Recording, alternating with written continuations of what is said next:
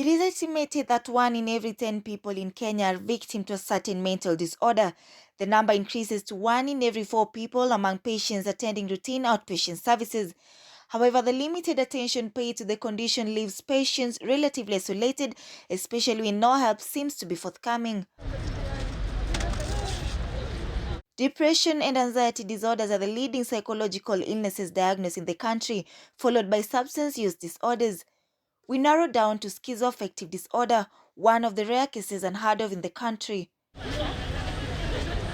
We take a tour to Banana Village in Kenya's Kiambu County. Here we meet Esther Mudhoga. Her smile hides the struggles she faces daily.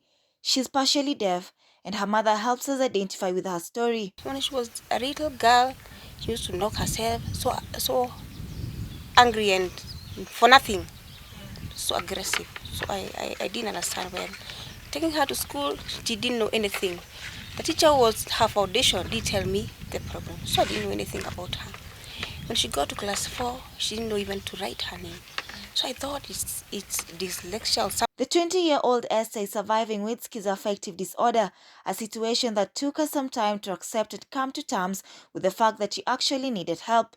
After an intense journey of back and forth of denial came to an end in 2017. When it comes to accepting that truly I need help is when I realized that I was affecting those people that truly loved me.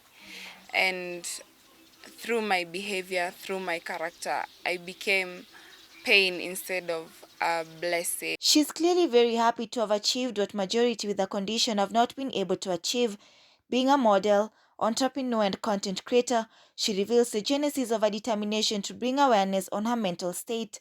When I became danger to even my family, even to my own biological mother, because they were not understanding what is going around. And that is when I was like, okay, let me become an activist on this. This thing is real.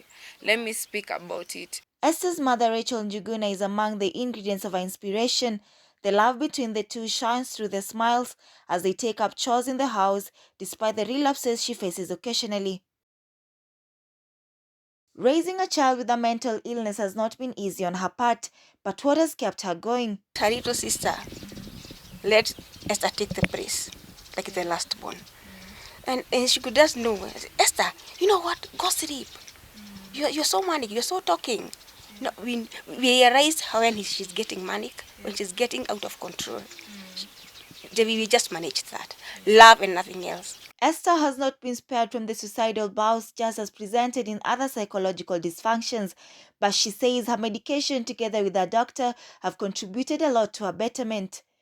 We asked to accompany Esther for a doctor's appointment. She's happy to tag us along, where her psychiatrist Dr. Gerald Nganga bring us up to speed on her condition. In this one, we have like irritability, anger, swinging from being high to low, okay, which is being manic or being depressive, okay. So when you have schizoaffective, it means that you have a combination of the two. According to the Ministry of Health in Kenya, mental illness accounts for 4% of significant health conditions and the prevalence is rising. There is, however, a paucity of trained medical professionals to handle mental illnesses.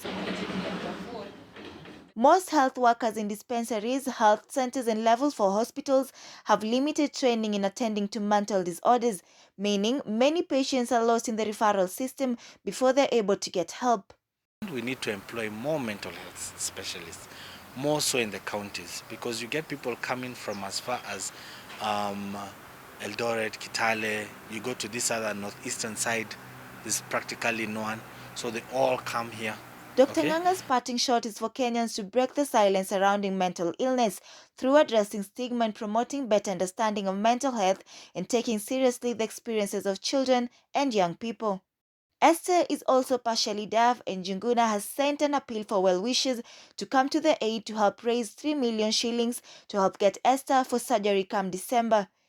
Any amount or information about Esther will be sent to and received through M-Pesa number 0729485753, account name Rachel Kanyina Njuguna.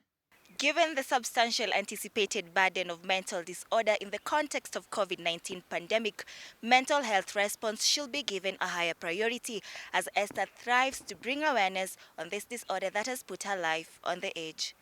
Anodida KUTV, Kiambu County.